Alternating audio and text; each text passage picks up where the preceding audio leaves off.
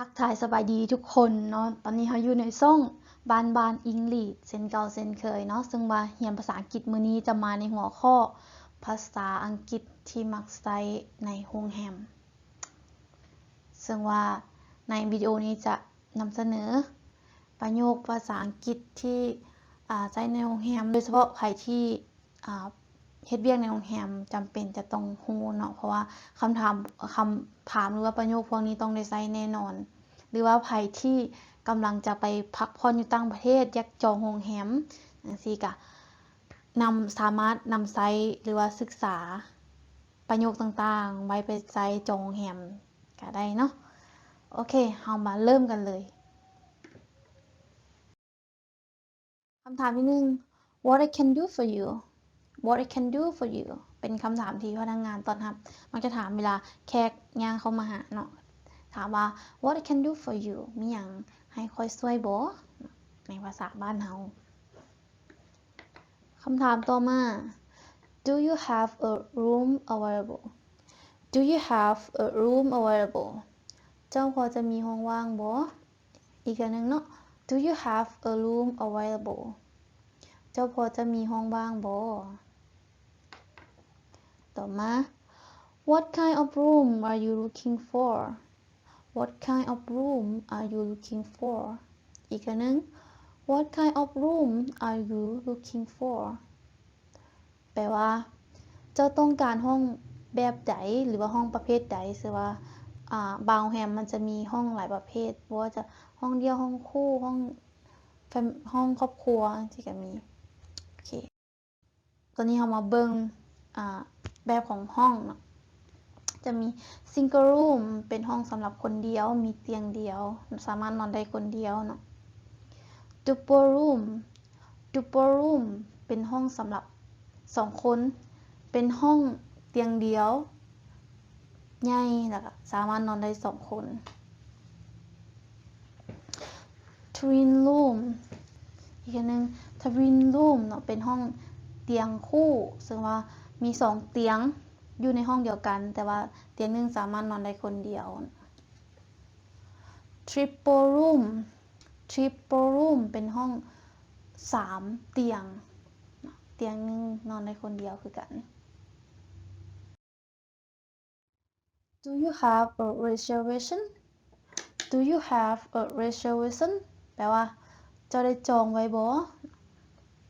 ถ้าเจ้าได้จองไว้ก็ตอบไปว่า Yes I do May I see your passport May I see your passport อีกอันนึง May I see your passport แปลว่าค่อยขอเบิ่งหนังสือเดินทางเจ้าได้บางโรงแรมจะมีการขอเบิ่งพาสปอร์ตเพื่อยืนยันตัวตนเนาะอาจจะมีการก๊อปปี้ไว้หรือถ่ายรูปไว้ประโยคต่อมา Could you sign here please Could you sign here please แปลว่าจะช่วยเซ็นบ่นี้ได้บ่ How much does it cost per night How much does it cost per night แปลว่าคืนนึงราคาเท่าใด How much does it cost per night ต่อมา Here your key and your room is on second floor อีกอันหนึ่ง Here your key and your room is on second floor นี่กุญแจห้องเจ้าของเจ้ามันอยู่ชั้นที่2 Let me help you อีกอันหนึ่ง Let me help you แปลว่าให้ค่อยช่วยเด้อ Come on this way Come on this way แปลว่ามาทางนี้ยังมา There is a problem with my room There is a problem with my room อีกอันหนึ่ง There is a problem with my room ห้องของค่อยมีปัญหา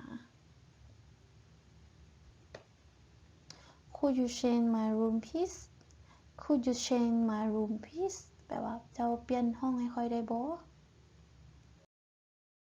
I need more towel I need more towel อีกครั้งหนึ่งเนาะ I need more towel แปลว่าขออยากได้ผ้าเช็ดตัวเพิ่ม I need an air conditioned room I need an air conditioned room แปลว่าค่อยต้องการห้องที่มีเครื่องปรับอากาศหรือว่าค่อยต้องการห้องแอร์ What time is check out What time is check out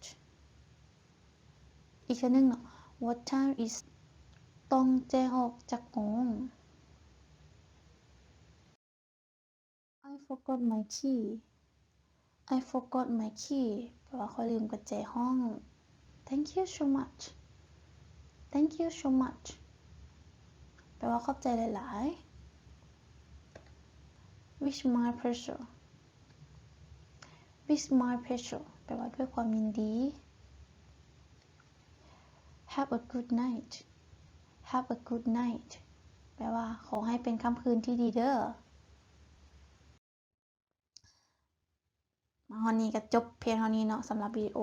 เกี่ยวกับประโยคที่ใช้ในโรงแรมขอบใจที่